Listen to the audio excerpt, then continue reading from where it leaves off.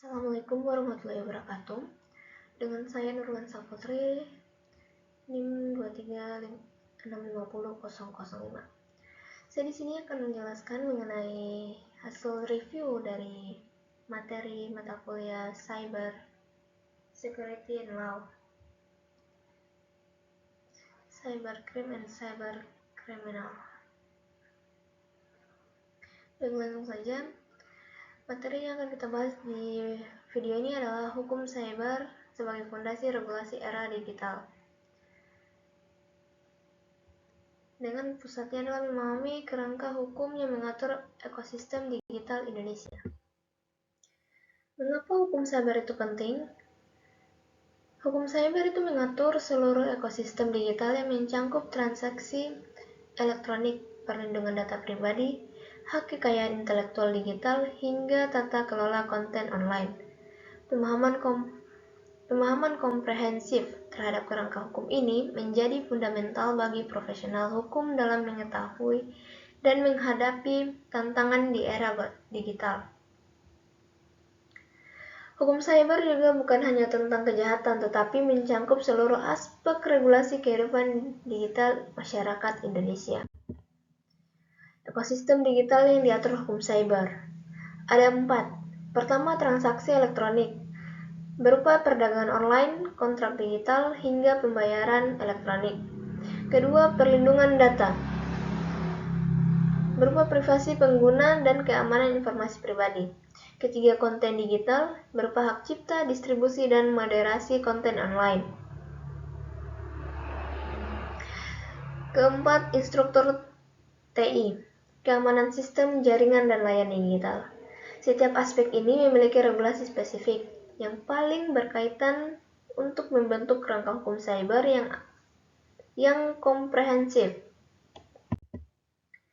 Berikutnya ada cybercrime, berupa satu bagi keseluruhan.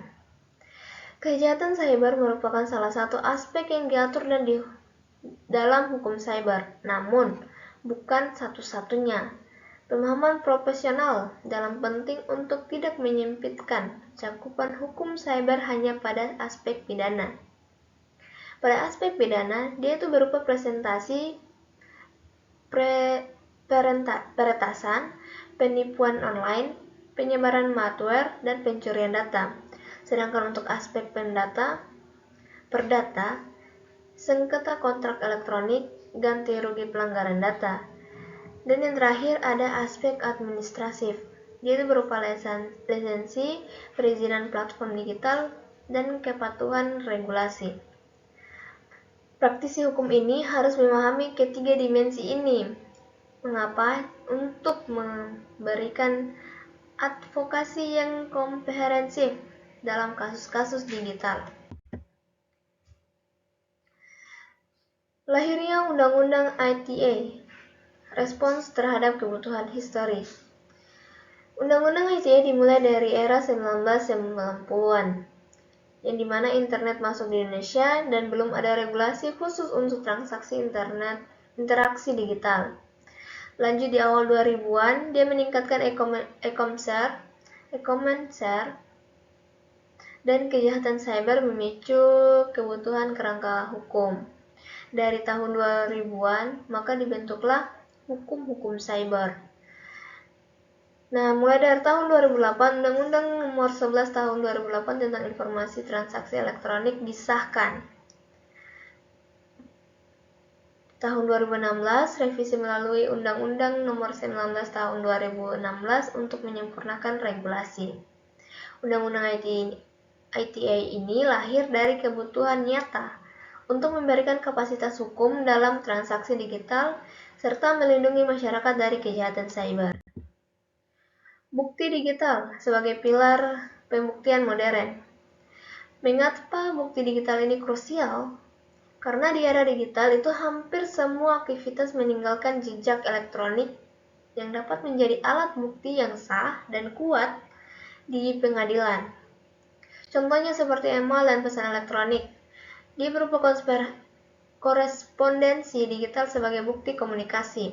Ada log sistem dan metadata, merupakan aktivitas, rekam aktivitas teknik yang yang timestamped. Yang ketiga ada rekam digital yang berupa audio, video, dan tangkapan layar.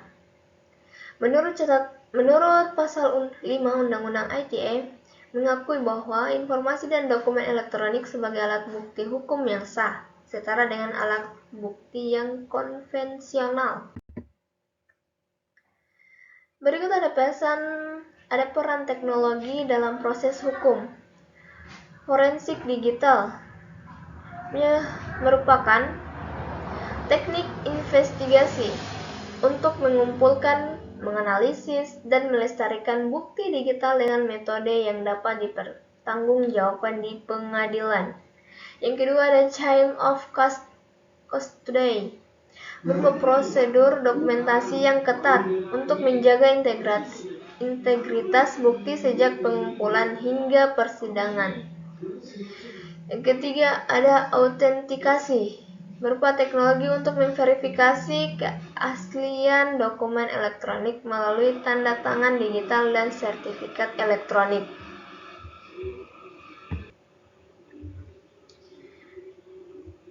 Dengan pemahaman teknologi forensik digital, dia menjadi kompetensi wajib bagi penegak hukum modern dalam menangani kasus-kasus cyber.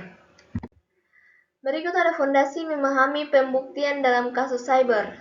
Di sini ada 4 fondasi dalam pemahaman pembuktian kasus cyber. Pertama, pemahaman substansi hukum, menguasai undang-undang ITE dengan regulasi terkait sebagai dasar argumentasi hukum. Kedua ada kompetensi teknis, dengan memahami cara kerja teknologi digital dan metode forensik. Ketiga ada prosedur pembuktian, berupa penerapan standar pengumpulan dan presentasi bukti digital. Dan yang terakhir adalah analisis kasus, dalam kemampuan mengkait fakta digital dengan norma hukum yang berlaku. Keempat elemen ini harus dikuasai secara terintegrasi untuk dapat memahami kasus cyber dan dengan efektif dan profesional. Selanjutnya ada tantangan dalam penerapan hukum cyber. Ada 3 tantangan dalam penerapan hukum cyber. Yang pertama adalah perkembangan teknologi. Hukum harus terus beradaptasi dengan inovasi yang sangat cepat dari perkembangan teknologi. Yang kedua ada lintas jurisdiksi, berupa kejahatan cyber yang sering melibatkan banyak negara dengan sistem hukum yang berbeda-beda. Dan yang ketiga adalah kesenjangan kompetensi, di mana masih terbatasnya profesional hukum yang menguasai aspek teknik digital. Mengatasi tantangan ini memerlukan kolaborasi antara praktisi hukum, teknologi, dan pembuat kebijakan untuk menciptakan ekosistem hukum cyber yang lebih efektif. Terakhir kita masuk pada kesimpulan. Dalam membangun pemahaman holistik. Yang pertama, hukum cyber adalah ekosistem. Dia mencakup berbagai aspek regulasi digital, bukan hanya cybercrime. Yang kedua ada Undang-Undang ITE sebagai fondasi lahir dari kebutuhan nyata untuk mengatur ruang digital Indonesia. Ketiga, bukti digital adalah kunci dalam pemahaman teknologi forensik vital untuk pembuktian modern. Yang keempat adalah pembelajaran berkelanjutan. Itu profesional hukum harus terus mengembangkan kompetensi digital.